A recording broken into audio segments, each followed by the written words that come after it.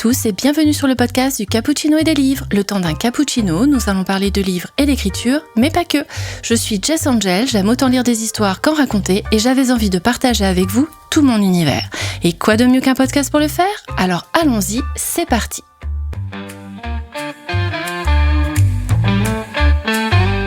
Aujourd'hui, j'ai le plaisir d'accueillir Léa Muna pour parler de son univers, de son parcours et de la magie qui se cache derrière ces mots. Installez-vous confortablement, servez-vous un cappuccino ou toute autre boisson chaude et laissez-vous inspirer par cette conversation autour des livres et de l'écriture. Bonsoir Léa et bienvenue sur ce podcast. Bonsoir et merci beaucoup pour l'invitation. Merci à toi d'avoir accepté. Comment ça va ? Bah écoute, ça va bien. Alors moi j'ai pas de boisson chaude, j'ai de l'eau, mais ça fonctionne tout autant. Tout à fait. Et puis avec grand plaisir pour échanger et discuter autour de mots et d'écriture. Eh ben c'est parti. Alors si on commençait ce podcast par une petite présentation. Si tu devais utiliser quelques mots pour décrire ton parcours, comment tu te présenterais ? Alors, je commencerai par le mot dessin, parce que j'ai composé mes premières histoires plutôt dans l'idée de faire des BD. D'accord. Enfin, en tout cas, j'aimais les mangas, donc je dessinais. Et au bout d'un moment, j'ai trouvé que je me trouvais limitée, soit par ma capacité en dessin, soit par le nombre de bulles qu'on peut mettre dans une case. C'est vrai. Quand j'ai voulu commencer à explorer des histoires un peu plus grandes, j'écrivais déjà en parallèle mais des poèmes ou des contes. Je suis retournée aux mots. D'accord. Donc là est venue l'écriture et donc je mettrai ce deuxième mot là derrière. Okay. Et enfin, je mettrai le mot science parce que à l'heure actuelle, je nourris énormément mes écrits par ma formation scientifique que j'ai fait en parallèle. Voilà. Ok. Alors maintenant, on en vient au cœur du sujet. Qu'est-ce qui t'a donné envie d'écrire ? Est-ce que tu as eu un déclic ou une lente construction pour en arriver à devenir autrice ? Alors, moi, j'ai baigné depuis l'enfance dans un milieu où ma famille écrit. Mes grands-parents écrivaient, mon grand-père et ma grand-mère, et mon père écrit encore aujourd'hui. D'accord. Ce qui fait que écrire a toujours été vu comme un passe-temps dans beaucoup de monde de ma famille. Alors, ça a été même jusqu'à l'auto-édition pour mon grand-père et mon père. Bien. Et du coup, j'ai posé mes tout premiers mots en compagnie de mon papa. C'était une histoire d'orteils qui venaient de marcher toute une journée dans la neige, à faire des bonhommes de neige et tout ça. On avait passé justement une journée de neige ensemble et le soir, on s'était mis au coin du feu. Donc, on avait raconté l'histoire de nos orteils qui terminaient leur journée à discuter entre eux devant le feu. D'accord. Parce qu'on avait nos deux pieds étendus comme ça, nos deux jambes étendues devant la cheminée. Et c'était mon tout premier poème. Alors, je l'ai pas écrit seul, mais c'était ma toute première expérience d'écriture dont je me souviens, je devais avoir 8 ans. Ah ouais, c'est génial ça. Oui. Du coup, à l'adolescence, j'ai continué à écrire de mon côté. D'abord des fanfictions, beaucoup, sur les mangas, les univers que j'explorais en parallèle. Et puis, après, ce qui s'est passé, et je pense que c'est là qu'il y a eu le déclic. Ce fut un concours de nouvelles, un recueil de nouvelles qu'a organisé ma prof de français en seconde avec sa classe. Et elle avait réalisé une écriture sur plusieurs séances. Et à la fin, elle avait rassemblé les nouvelles des élèves et elle avait attribué une note. Et puis surtout, on lisait les nouvelles qui l'avaient marqué, et puis tous, et puis particulièrement celles qui l'avaient marqué. Et je me souviens que à l'époque, elle était venue me voir à la fin de la composition de ce recueil en me disant « ça serait bien que tu continues à écrire ». Et donc, j'ai commencé à écrire des contes personnels, des poèmes, des petites nouvelles, enfin voilà, des petites histoires que j'ai continué à alimenter comme ça jusqu'à peu près le début de l'âge adulte. D'accord. Voilà. C'est pas mal ça. Et si on en vient maintenant sur ton inspiration, est-ce qu'il y a des œuvres, des auteurs ou même des expériences de vie qui ont nourri ton univers d'écriture ? Alors oui, effectivement, ça se nourrit, l'univers d'écriture, ça se nourrit de tout et de rien. C'est vraiment quelque chose d'assez comme un papier buvard. Ça boit à peu près tout ce qu'il rencontre. Au niveau des œuvres, on va dire que je crois que La Croisée des mondes de Philippe Pullman a été pour moi une grande révélation à l'adolescence, je pense. J'étais beaucoup manga et je crois que ma plus belle expérience de lecture de livres, de romans, elle a été faite par cette trilogie. D'accord. Donc ça a forcément eu un impact. Ensuite, j'avais beaucoup d'affection pour certains animes qui perdurent encore aujourd'hui, comme Vision des Scaphones, où j'aimais bien le côté un petit peu technoscience et fantasy. Donc on retrouve un petit peu cette empreinte dans mes univers. Et puis bien sûr tous les films d'animation Ghibli qui à mon époque arrivaient seulement du Japon. Donc c'était vraiment ça nous ouvrait d'autres portes que Disney en termes d'univers. Et je me suis engouffrée là-dedans de manière assez phénoménale. Je pense que ça, globalement, c'est vraiment mes 3 pôles. En ce qui concerne mon dernier roman, j'ajouterai un univers vidéoludique, en particulier un jeu vidéo, en particulier qui est Ico, qui était une expérience visuelle assez forte en termes de lumière, d'ombre et d'obscurité. Et ce traitement visuel a toujours un impact assez fort dans la manière dont je vais aborder mes scènes et mes descriptions. Ok. Je connais pas le jeu, mais ça a l'air sympathique, effectivement. Oui, c'était un jeu très intéressant où justement les 2 personnages ne parlaient pas la même langue. Il m'a mis le nez derrière et ils étaient seuls.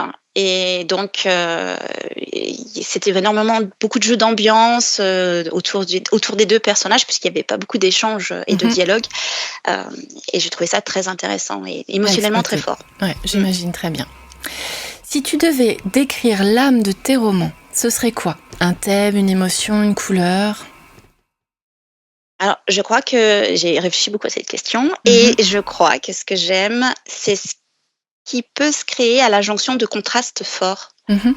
Pile au moment où on a le chaud et le froid qui se mélangent, ou l'ombre et la lumière qui s'associent. Et donc, j'ai souvent tendance à dire que mes textes sont doux, amers. Voilà, parce que c'est vraiment sur ce genre de sentiments contraires que j'aime travailler. Ok. Alors, tu nous disais tout à l'heure que ta première histoire écrite avec ton papa, c'était sur les orteils. Est-ce que tu te souviens à l'adolescence d'un autre texte que tu pourrais vraiment considérer comme un vrai roman ou un vrai texte, bien que ton histoire d'orteil était certainement une très jolie histoire, mais tu vois ce que je veux dire, un texte qui a été plus marquant et qui là t'a fait comprendre qu'en fait t'aimais raconter des histoires et que t'avais envie d'écrire. Je pense que c'est la nouvelle qui a été écrite pour le recueil de poésie le recueil de nouvelles avec ma prof de français. C'était l'histoire. Alors, c'était une histoire un peu décousue. Enfin, c'était pas décousu, mais il fallait vraiment la chute pour comprendre ce que je voulais raconter. C'était l'histoire d'un enfant qui écrivait dans un carnet, toujours au stylo rouge, et qui racontait un enfant qu'on pouvait penser un petit peu orgueilleux, parce qu'il expliquait aux montagnes que bientôt elles ne seraient que des plaines, parce que le vent finirait par les éroder, mais que elle qui se dressait si fièrement devant lui, demain il viendrait les fouler, parce qu'elle serait plus bas que la hauteur de sa tête à cause du vent. Et à un moment donné, il parle aussi... il rencontre différentes choses comme ça qui semblent monumentales par rapport à lui. Et à la fin de l'histoire, on apprend que c'est le dieu de la fin du monde et que d'un seul mot dans son carnet, il peut simplement tout changer, mais que par contre, il vit un éternel recommencement, puisque chaque fois qu'il enclenche une fin du monde, il ne fait que revivre exactement la même chose que ce qu'il a déjà vécu. Voilà, donc c'était ma nouvelle de seconde. Mais oui, mais je comprends que ta prof de français t'ait dit, mais il faut que t'écrives. Mais oui. Ah oui. Voilà. Oui, génial comme histoire. Mais même moi, j'ai pas écrit une histoire aussi formidable. Waouh. Félicitations. Merci. Voilà, donc c'était ma première nouvelle, effectivement. Et c'est pour ça que je dis que mes récits sont un petit peu doux, amers très souvent. Mais Et je me suis dit, ça vaudrait le coup que je continue à écrire. Donc, j'ai écrit d'autres petits contes, des choses comme ça derrière. Voilà. Quel regard... alors attends, oui, on en est là. Quel regard tu portes aujourd'hui sur ton premier roman publié, qui est pour les auditeurs Contrées les brumes, si je ne me trompe pas dans l'orthographe, La Tour du Guet, tome 1. Le Guet de mort, ouais. Le Guet de mort, pardon. Excuse-moi, je l'ai lu. Je crains du boudin. Donc, non. Quel regard tu portes sur ce premier roman publié aujourd'hui ?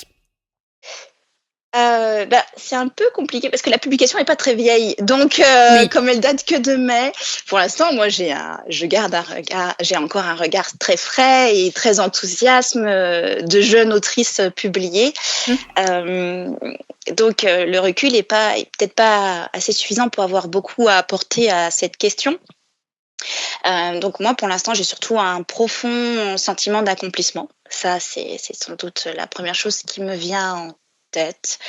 Et je crois une joie sans commune mesure quand j'arrive à avoir des retours de lecteurs ou de lectrices pour lesquels le roman fut marquant ou touchant. Et pour l'instant, mon cœur balance entre ces 2 points. J'imagine l'émotion que tu dois ressentir aussi à la signature de ton contrat et de te dire, ça y est, mon histoire arrive. Et justement, Par rapport à cette histoire, tu me disais hors caméra tout à l'heure que tu y as passé beaucoup de temps. Est-ce que tu peux nous en dire un peu plus sur tes moments de doute, de blocage, la façon dont tu as écrit ton texte, le temps que ça t'a pris, comment tu as surmonté tout ça et comment tu es arrivé à la fin de ton premier jet et justement à la soumission de ton roman ? Alors, il faut imaginer qu'entre l'idée fondatrice de Contrer les brumes, le moment où je me suis dit c'est ça que j'ai envie d'explorer, et la publication, la sortie du roman, il s'est déroulé 15 ans. Wow. Donc, c'est pour ça qu'effectivement, la durée est très, très longue. La rédaction s'est écoulée sur une dizaine d'années environ. Il y a plein de raisons diverses et variées. J'ai pas fait que ça pendant cette période aussi, mais il y a eu des successions de blocages assez importantes. Il faut imaginer que ce roman, c'était en fait mon deuxième, et que mon premier roman avait flirté avec l'édition, si on peut dire, sans concrétiser de contrat, soit parce que j'en ai refusé aussi, soit parce que certains ont... J'ai eu des retours personnalisés, mais pas forcément de signature. Et donc, je me suis mis peut-être une pression très importante sur ce deuxième roman, puisque je l'ai écrit en espérant pouvoir le publier. D'accord. Ce que je n'avais pas fait pour mon premier. Je l'avais écrit en toute innocence, mais pas celui-là. Et ça a donc apporté un lot de blocage que peut-être à mon jeune âge, j'étais pas forcément prête à encaisser. J'ai écrit depuis que je suis toute petite. J'ai commencé très très tôt, mais vraiment de manière sans me poser d'appréhension sur que deviendraient mes textes et quand ferais-je. C'était vraiment quelque chose de très personnel. Là, c'était pas le cas et ça a changé toute ma démarche et donc c'était beaucoup plus long pour moi d'essayer d'y trouver une dynamique productive. D'accord. Voilà. Donc, voilà. Okay. Qu'est-ce qui m'a fait sortir de la période de doute ? Ça a été principalement d'accepter de porter un regard bienveillant sur mon process d'écriture, me dire que peu importe de toute façon ce qu'il en adviendrait de ce texte, j'étais une autrice. Oui. Et que je l'étais depuis très très longtemps d'ailleurs. Tout à fait, depuis 8 ans. Et que du coup, ça m'a aidé à justement encaisser les différentes vagues de frustration et de continuer à travailler avec plus de régularité sur mes romans, enfin en tout cas sur mes écrits. D'accord, ok. Voilà. Alors, en tant qu'écrivain, est-ce que tu as des rituels d'écriture pour te lancer dans ta séance d'écriture, comme un endroit spécifique, un moment particulier, ou de la musique, ou une boisson chaude particulière, pour te lancer dans ta séance ? En fait, je travaille, à l'endroit où il y a mon atelier de peinture également, donc j'ai mon coin écriture et j'ai mon atelier de peinture juste à côté et pour Mmh. moi, c'est vraiment le lieu qui est ma bulle de créativité, sous différentes formes, D'accord. pas que pour les mots, et je pense que m'installer à ce bureau, c'est déjà mon premier rituel. C'est plus facile pour moi d'écrire là-bas que d'écrire, à d'autres endroits. Mmh. C'est un petit peu comme si j'allais dans mon antre et Oui. que voilà, j'ai été imprégnée par une ambiance particulière pour écrire. Mmh. Après, je peux travailler, avec des sons. Je vais pas dire forcément de la musique, heu, parce que, je vais travailler soit avec une seule chanson que je vais mettre en boucle, Mmh. pour que mon cerveau n'analyse plus tant que ça, les D'accord. paroles ou les sons, pour qu'il reste focalisé, mais qu'il reste éveillé Par la par musique, la la mélodie. ritournelle musicale, voilà. Ou alors je peux carrément mettre des sons blancs, donc le son de la pluie ou de l'ASMR. Ça, je sais que ça fonctionne pas avec tout le monde, mais Mmh. moi, en tout cas, des sons neutres, ça va me permettre de me rester stimulée, tout en évitant d'être déconcentrée. Ah Parce oui. que la musique, voilà. Et puis après, des fois, je peux mettre une bougie ou de l'encens pour Mmh. travailler. L'odeur aide aussi. Voilà, mais les boissons chaudes, pas tant que ça. Pas Ça fait tant que pas ça. trop partie de mon rituel. OK. C'est plus une transition. Si je fais un changement d'activité, je vais boire ma boisson chaude à ce moment-là pour Mmh. récupérer des forces pour enchaîner sur une autre activité. D'accord, Voilà. je comprends. Maintenant, une petite question tout en profondeur. Qu'as-tu appris sur toi-même à travers l'écriture? Heu, c'est un peu compliqué dans le sens où, comme je disais, j'écris. L'écriture, elle a toujours été présente dans ma famille Mmh. et du coup, elle a toujours fait partie elle a toujours été une composante De depuis ta vie? l'enfance. Oui, donc c'est un peu, voilà, j'ai commencé à dessiner, à faire de la musique et à écrire à 6 ans. Enfin voilà, entre 6 et 8 ans. C'est mes 3 passions sont arrivées à mon enfance Mmh. et je continue toujours d'écrire, de dessiner et de faire de la musique aujourd'hui. Donc je ne sais pas si j'ai appris quelque chose sur moi-même vis-à-vis par le biais de l'écriture. Je Mmh. sais juste que c'est une composante De ta vie. de ce que je suis, D'accord. enfin de ce que je suis. Ça fait partie de ma construction. Mmh. Ça fait partie de toi, tout Voilà. naturellement. Et oui, c'est ça. Donc j'ai pas de réponse, hormis celle-ci. Ah bah, elle est très bien, t'inquiète, il y a pas de souci. Si maintenant on passait à ton actualité, est-ce Oui. que, tu as une prochaine sortie de roman à venir? Non, pas encore. Encore. Hormis le tome 2 de Contre les brumes qui est déjà une prochaine sortie, mais un autre projet d'histoire, non, c'est pas encore, le cas. C'est pas que j'en ai pas dans mes tiroirs, mais pas en tout cas en prévision de sortie. D'accord. Alors, Contre la brume, c'est un tome 1. Est-ce que tu Mmh. peux nous le pitcher, du coup? Oui. Alors ça, je suis rodée par contre maintenant. Heu Donc, contre les brumes, il faut imaginer notre Moyen Âge, et qui ne peut pas se développer jusqu'à notre ère contemporaine, Mmh. puisque il y a un bouleversement écologique assez important qui s'opère dans le monde, parce que l'espèce dominante végétale, enfin en tout cas du monde des plantes, c'est les Mmh. champignons. D'accord. Et ces champignons relarguent des spores qui vont former une brume qui va recouvrir toute la Terre. Et donc, pour protéger les berceaux de la civilisation humaine qui résistent à l'invasion des brumes, Mmh. on va construire donc toute une série de lignes de défense qui vont être donc protégées par des guets qui sont des fortins, dans lesquels on va avoir un feu qu'on va maintenir en Constamment. combustion, Mmh. voilà, qu'on appelle le feu bleu. Et dans ces guets où on va envoyer un peu les criminels et les personnes pas forcément les plus honorables Recommandable. de la société humaine, on va retrouver donc la plus improbable des recrues qui s'appelle Clairvy parce que c'est la seule femme dans ce guet Mmh. et elle est au service donc du maestre, c'est-à-dire l'alchimiste en charge de ces feux bleus.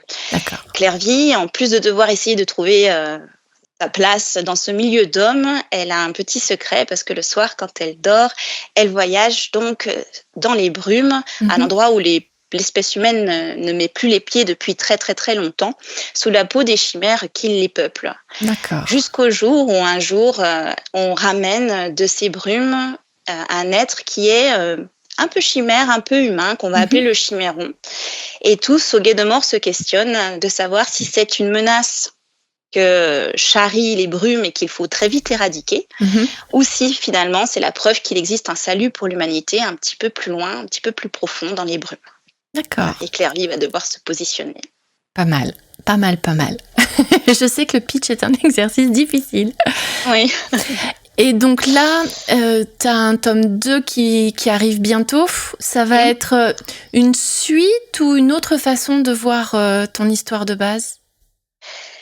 Alors, le tome 2, il faut vraiment le prendre comme une ouverture sur d'autres thèmes. Bien sûr, les personnages principaux, enfin Clairvy et le chiméron, demeurent, mais c'est d'autres thèmes, d'autres personnages, une autre ambiance aussi qui est explorée. Donc, c'est une suite, mais qui s'ouvre sur autre chose. D'accord, génial. Génial. Donc, ton roman a été publié, tu disais en mai tout à l'heure, c'est ça, je crois. Oui. Comment tu as vécu tes premières rencontres avec les lecteurs ? En salon, en dédicace ou en ligne, sur Instagram ou ailleurs ? Comment ça s'est passé pour toi ? Qu'est-ce que ça t'a fait de voir toutes ces personnes se faire un retour sur ton roman ? Alors, ce sont toujours des moments que j'attends avec beaucoup d'impatience, mais aussi avec beaucoup d'appréhension. Peut-être parce que je suis encore jeune autrice et je sais que cette appréhension, elle est sans doute déraisonnable, mais j'ai encore des fois la peur quand je m'installe à la table de me dire « mais il n'y a personne qui va venir ». C'est jamais le cas. Donc du coup, c'est quand même fort agréable parce que il y a toujours des lecteurs ou des lectrices qui viennent, soit parce qu'ils ont déjà été convaincus, qu'ils l'ont lu et qui ont envie d'en discuter avec moi, et je trouve ça absolument adorable. Ou alors des curieux qui se laissent aborder, qui se laissent tenter. Et du tout, je trouve que ce sont des moments d'échange très précieux qui donnent du sens à des années de travail. C'est quand même... à partir du moment où le texte est publié, il ne nous appartient plus du tout. Oui. Il s'envole et il va vers d'autres personnes. Et à ce moment-là, on se sent un peu dépossédé, nous, en tant qu'auteurs et autrices. C'est logique.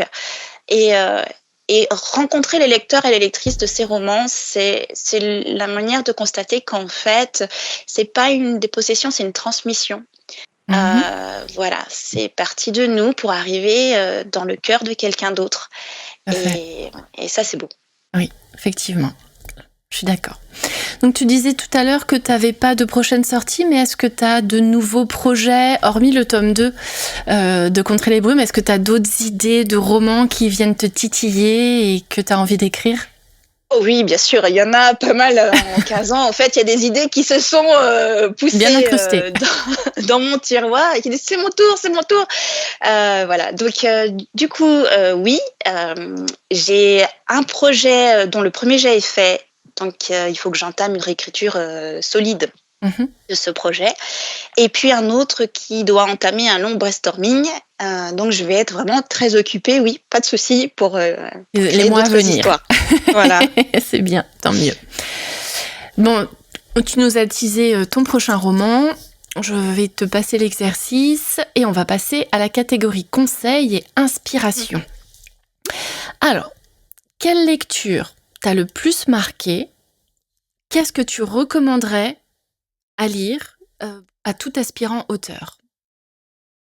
Alors, je pense que c'est pas la première fois qu'on le cite, mais ça va être la dramaturgie de Lavandier, qui fut pour moi la lecture que j'ai faite juste après mon premier roman, voilà, et avant d'écrire Contrer les brumes. D'accord. Et qui m'a vraiment aidée à conscientiser les recours scénaristiques et dramatiques que l'on pouvait utiliser dans un roman Voilà, pour pouvoir faire ressortir émotionnellement des émotions, faire sortir des émotions fortes au lecteur, mais Mhm. aussi Le personnage. avoir chez les personnages, mais aussi avoir des recours au niveau de l'intrigue qui puissent la permettre d'être plus percutante. Mhm. Euh, et donc, je me suis vraiment beaucoup appuyée sur cette lecture lorsque j'ai pensé le scénario, le synopsis de Contrer les brumes. D'accord. Et j'y pense encore très, très régulièrement. Ok, moi je vais le noter alors. Quelle erreur ou difficulté t'as le plus appris dans ton parcours d'écriture ? Euh, c'est une question dans laquelle j'ai beaucoup hésité, parce qu'il y a beaucoup de choses à mettre Oui. là-dedans.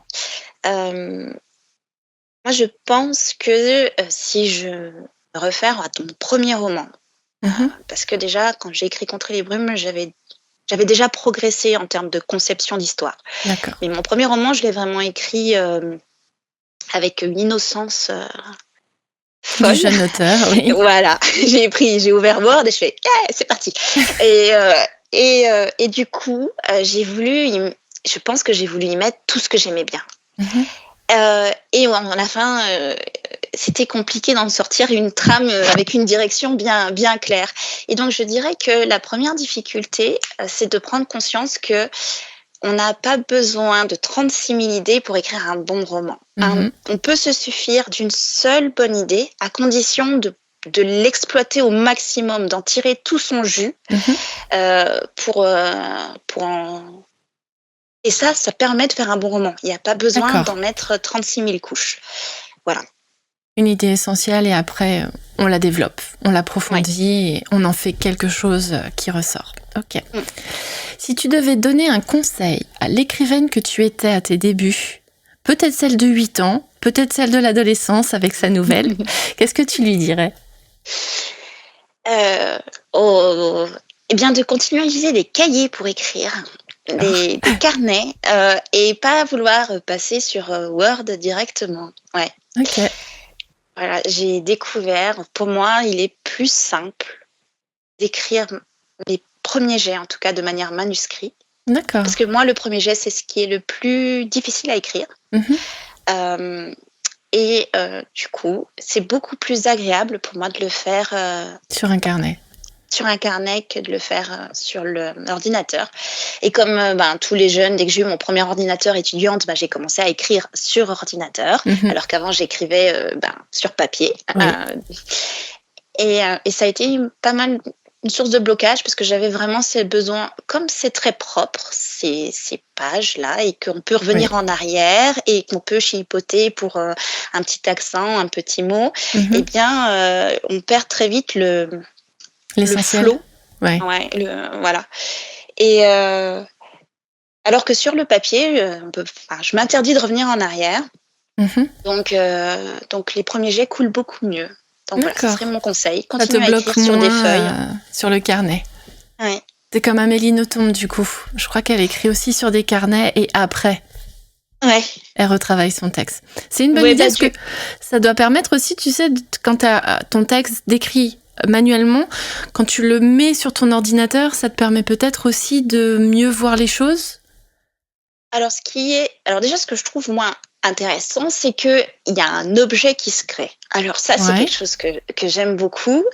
Je vois les pages avancer et pour moi, la progression, elle a quelque chose de concret, physique, puisque petit à petit, je m'approche de la fin de mon carnet. Oui.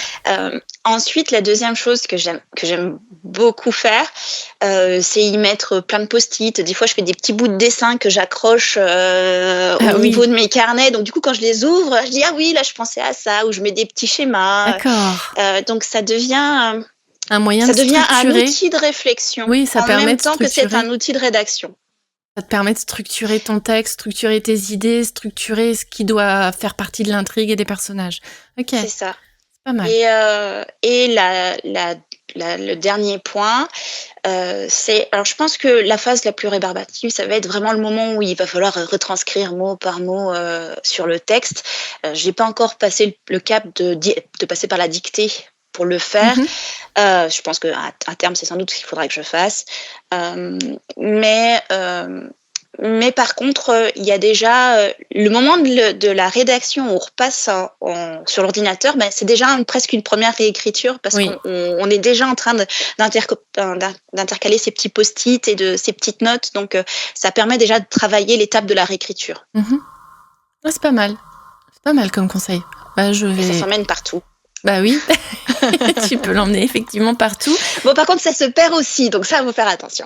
Oui, c'est vrai. Il n'y a pas de sauvegarde sur les carnets. Non. Dommage. Et maintenant, on passe à un conseil de lecture ou d'écriture. Qu'est-ce qui t'aide le plus à respirer ? La lecture, l'écriture, est-ce qu'il y a un livre en particulier ou quelque chose que tu vas écrire comme un poème ou quelque chose qui te permet vraiment de bien vivre le moment ? Aucun des deux. D'accord. Ni la lecture, ni l'écriture, pour moi, m'offre une bulle de sérénité, en fait. D'accord. Une bulle de voilà. Pour moi, je suis une lectrice assez instable, dans le sens où pour m'accrocher à un livre, il faut vraiment que j'ai l'esprit très libéré.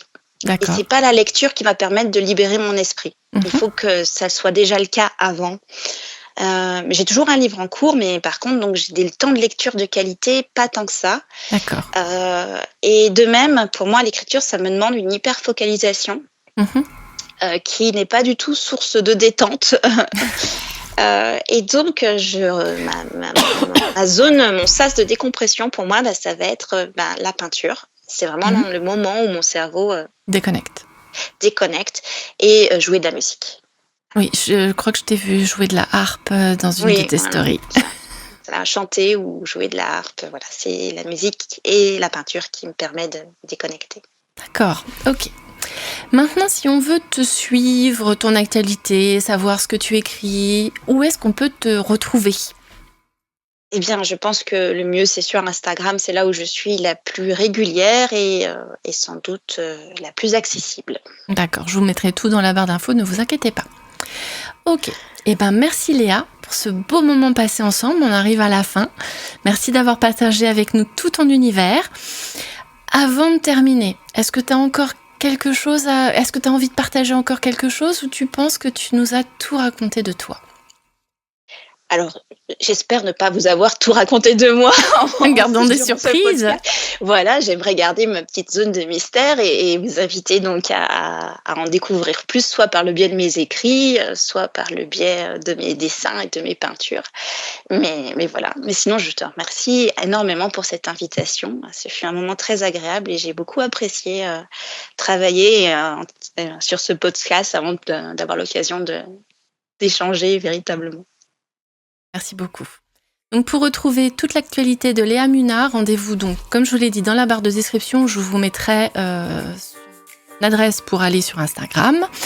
Donc ne vous inquiétez pas pour ça. Moi, dans tous les cas, j'ai lu ton livre. Si vous voulez lire lire aussi, vous pouvez retrouver ma chronique sur Barbelio. Sinon, j'ai dû faire ça sur l'épisode de mai ou juin. C'est mai ou juin, donc si vous voulez avoir ma chronique, n'hésitez surtout pas. Moi, en tout cas, j'ai pris beaucoup de plaisir à lire ton texte. Et j'ai hâte de découvrir cette suite qui n'en est pas une, mais qui est pourtant une suite. Voilà. Oui. Ok, et bien voilà, c'est la fin de l'épisode. J'espère qu'il vous a donné envie de lire, d'écrire ou tout simplement de rêver un peu plus. Merci d'avoir été avec nous jusqu'à la fin. C'est grâce à vous que le podcast continue à grandir. Pensez à vous abonner, à liker et à partager si le contenu vous a plu. Merci pour votre écoute. Merci Léa d'être venue. Merci encore pour l'invitation. Et à très vite pour la suite.